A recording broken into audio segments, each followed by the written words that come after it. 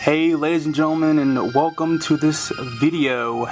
Now, this video is different from all the other ones because this is actually going to be me going over Pokemon, and the one I'm going over right now is Mega Banette. Okay, now before I even start, I do not own this music. Okay, I'm just using this music for like entertainment purposes. I do not own, and I am not claiming this as my own. I'm just using it because it sounds cool.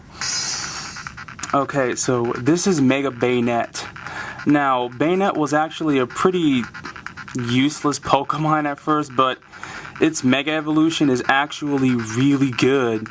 It might not be good for it may not be good considering that all the other Megas are probably better than it, but as a Pokemon on paper, it's actually really good. And cause Banette has a ton of moves to play with, and just with Prankster, oh my gosh, it just becomes so dangerous.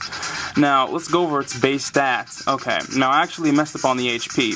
Its base HP is 64, which is, it's kind of average. Its base attack is a huge, what the fuck, 165, which is absolutely ridiculously high. If you let alone scratch anything with this Pokemon's physical attacks, they're going to hurt. Its base defense is 75, which isn't half bad. Its base special attack is 93, that's really good. You can actually run a mix set if you want to. Now, its base special defense is 83, that's good. That's good base special defense. And its speed is 75, which you're slow to where you're slow enough to where you won't outspeed a lot of major Pokemon or faster Pokemon like Lucario or something like that, or like Starmie, but you'll still outspeed a lot of other Pokemon, like some of the slower, bulkier Pokemon. So I guess having speed is good, or having that base speed is good. Now, the nature we're going to be going with is Adamant, because this thing's base attack is it's too good to pass up, and I want to be a little bit more aggressive with my sets. So the EVs we're going to be running would be 252 attack, that's max HP, just max the HP out, 100 attack. So, at level 50, your attack will be 217, which is ridiculous, and at level 100, your attack should be about 430, which is what the fuck Superman status high.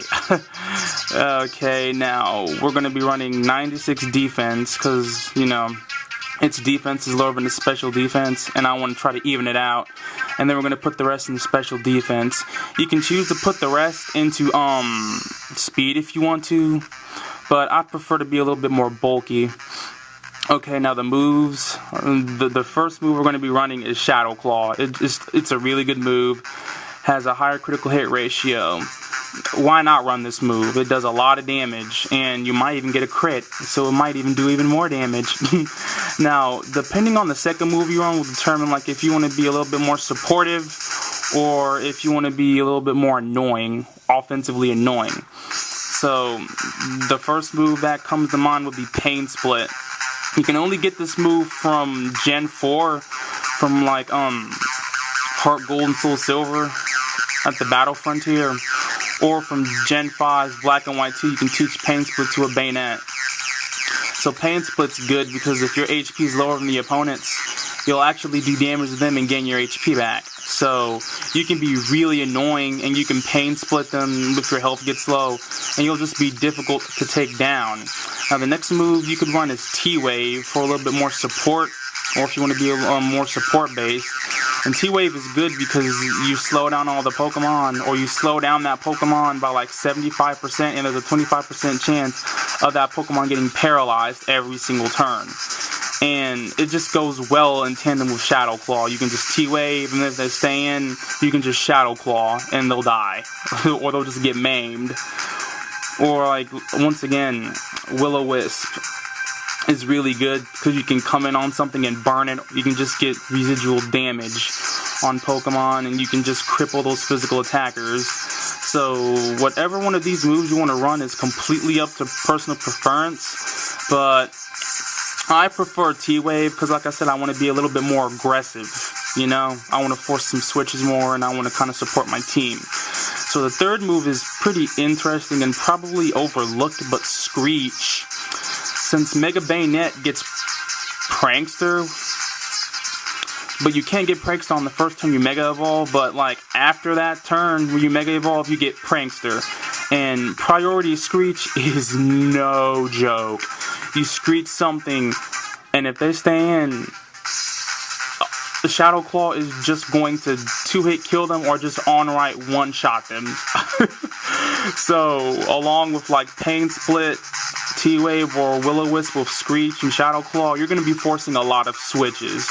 And just these 3 moves alone can carry this thing to some crazy heights. And the last move we're going to be running would be Destiny Bond. Destiny Bond, priority Destiny Bond is sick. You can just toss this move out and it's active until you move.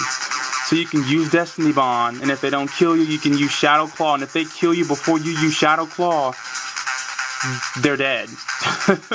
Destiny Bond is just so good on this thing.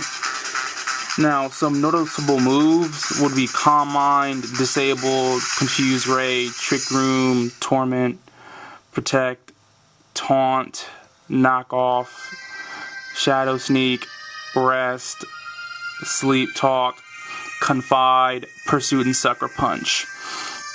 These moves are really good for Banette or Mega Banette because it can abuse Prankster in a defensive way and in an offensive way, but its offense is so ridiculously high it does it better than like the other Prankster users.